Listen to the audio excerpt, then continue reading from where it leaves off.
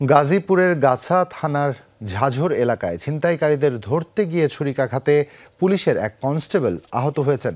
গুরুতর আহত হয়েও ছাড়েননি ছিনতাইকারীকে। পরে কনস্টেবলকে মুমূর্ষু অবস্থায় ঢাকা মেডিকেল কলেজ হাসপাতালে ভর্তিও করা হয়েছে। বৃহস্পতিবার রাতে ঝাঝর এলাকায় অভিযানে যায় পুলিশের একটি পেট্রোল টিম। ছিনতাইকারীদের ধরতে গেলে পুলিশের উপর হামলা চালায় তারা। এলোপাথারি ছুরিকাঘাত করে কনস্টেবল মোস্তাককে, তবুও ছাড়েননি ছিনতাইকারী মনিরকে। পরে আরও দুজন সহ ৩ জনকে গ্রেফতার করে পুলিশ। গাজীপুর মহানগর পুলিশ কমিশনার নাজমুল করিম খান জানিয়েছেন, আহত কনস্টেবলের অবস্থা আশঙ্কাজনক। গ্রেফতারকৃতদের মধ্যে মনির মাদক, হত্যা, ডাকাতি, ছিনতাই সহ 12টি মামলার আসামি। বাকিদের গ্রেফতারের চেষ্টা চলছে।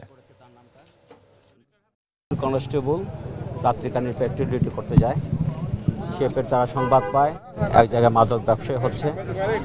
তারা 3 জন যখন মাদক ব্যবসায়ীকে 2 জনকে সামনে দিয়ে দেয় মাদক ব্যবসায়ীকে ধরার জন্য, আর পিছনে একজন ছিল কনস্টেবল মুস্তফা যখন পিছনে ছিল, ওই ছিনতাইকারী তাকে উপর্যুপরি স্ট্যাপ করে